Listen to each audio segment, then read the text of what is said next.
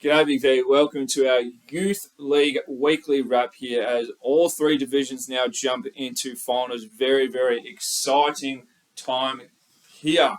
We have Frankston kicking it off in our VYC men in a huge overtime win over Waverley, 99-94. It was Hastings and Perry who both finished 20 plus for the game here. It was incredibly close. Frankston just sort of outdid it 12 points to 7 in the overtime. Blake Jackson also had a double-double to round out that game. Jackson Birmingham with 20 points here with his 4 rebounds and 4 assists. Cody Fredrickson was massive here for Waverley. 45 minutes, didn't take a break, 29 points to go with his 5 rebounds and 7 assists mark. What a huge game to start VYC. Yeah, and a really important game for both teams for different reasons there, the Frankston Waverley. Next game we had Blackburn 95 defeated McKinnon 82. Yeah, this was massive here for Caleb Brueggemann. A game that didn't really matter too much. Two teams have finished 8th in both pools, so they will both be facing the grading process in 2024. But Brueggemann had an absolute day out shot.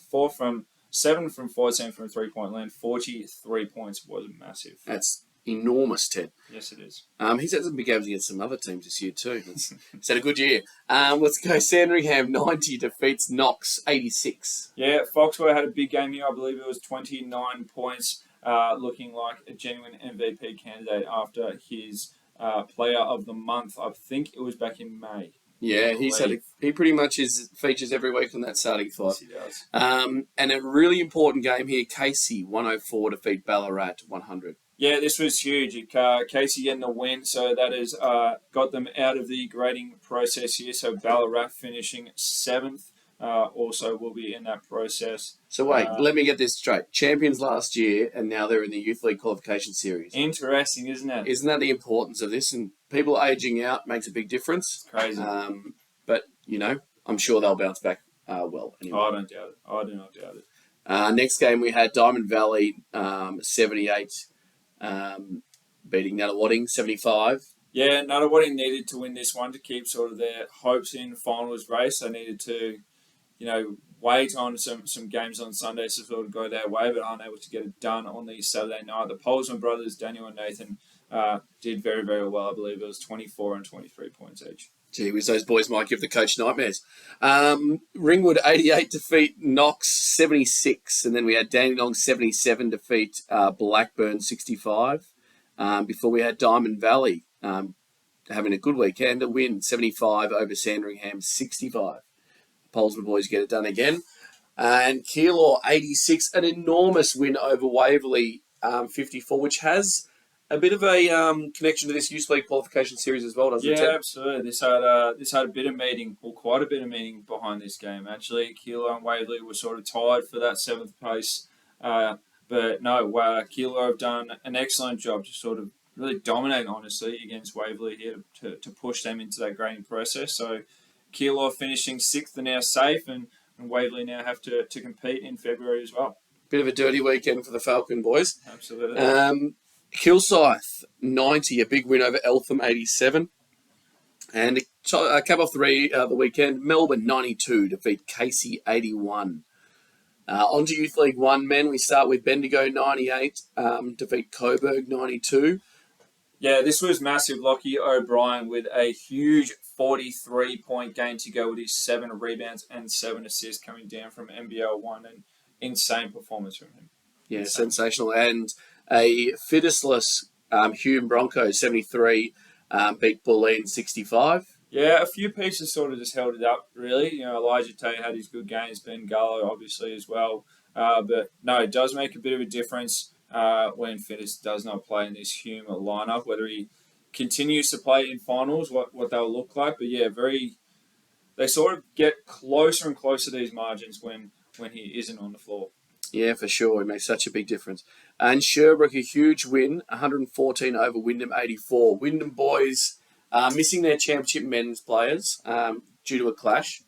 Tell us more. Yeah, it makes quite a difference. No Oscar Jones, Josh Norling, has probably a bit more weight in his shoulders in games like this. He has to step up quite a bit. And and he does what he can. He never really has a bad game. He's been quite consistent throughout this entire year. So kudos to him. But Dylan Johnson went for 30 points to go with his 12 rebounds and 7 assists, hovering around that triple-double there. Just two dominant Sherbrooke Suns. Yeah, well done to Sherbrooke. And Keysborough, a huge win, 92 over a struggling Altona side, 66. Campbell, an enormous win, 101 over Coburg, 62.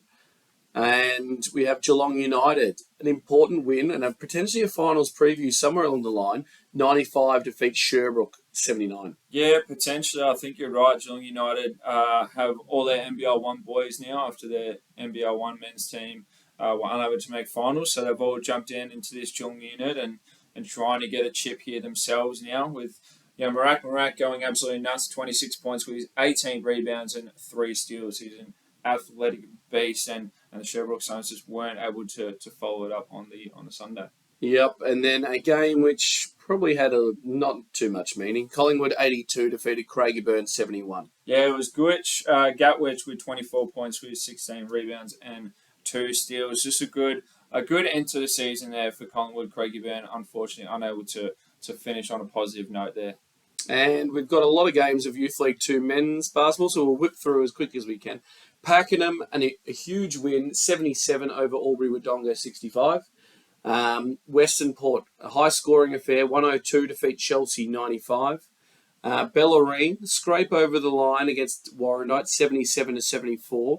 And then we have Whittlesea, Ethan Bateman and Whittlesea Pacers, 79 defeat 77. Wallen, 77. Yeah, Ethan Bateman had a massive game here. 18 points to go with his 17 rebounds. Just unable to make that starting 5 there because we had some crazy performances. We always do. Games. But massive performance there from him. Chase Minono, 17 points to go with his 4 rebounds and 4 assists as well. They've sort of done it by committee here. They've got a lot of guys who can chip in and help where they can. They all sort of do bits and pieces, which is excellent to see for this Whittlesea Pacers team. Wallen unable, just fell very short here, or just short, apologies. Dylan Lombardo, 20 points to go with his 6 rebounds and 3 assists to just fall short here. And then we move on to Sunbury, 83, defeating Mornington, 72. Before Melton caused a huge upset, 101, defeat Melbourne University, 98. Yeah, this was massive. Melbourne Uni, you'd probably expect to get this one quite comfortably, you'd think, during the season. But no, Melton have come out with a massive upset. They're breaking the 100-point. But, I haven't seen this game personally, and I'll have a look through some game film later in the week. But, Melbourne Uni just still scored 98 points, means that Melton just continued to be unable to guard throughout the year and showing 98 points they can score at will, with Josh McNally going for 38 points, 5 rebounds and 5 assists. Well, huge game. Absolutely. And then we've got Owen Stevens and the Sunbury Jets, 95, defeat Albury-Wodonga Bandits, 75. Owen Stevens pours in 33 points. I believe there was about 7 3-pointers involved in there. Yes, you're right. And then Mornington, Wolfie's boys, 129 defeat Southern Peninsula 56 in a enormous performance by the Breakers. Yeah, it was Wolfie's boys, but it was Max Cairns who made the starting 5. One of the rare triple-doubles you see in the Youth League, so had to give him props there. Congratulations. Triple-double season, 11 points, 17 rebounds and 12 assists. Yeah, and then we got Wangaratta, the North East Bushies, get their first win of the year, 117 to Chelsea, 110. Jesse King, 48 points to go with his 14 rebounds and 3 Where's that steals. been all year? Jesse King, come on. He's the king. He needed to deliver earlier, though. Made us wait all year long. That's a great performance by Jesse King. And to finish it off, we had Maccabi with an upset win, 96 over Whittlesea, 91. Yeah, this was huge. Jared Fibashenko, absolute dominant beast, 33 points, 20 rebounds and 5 assists in a big game there over the Pacers. That'll be all for us in our Youth Men Weekly Wrap. We'll see you in the finals.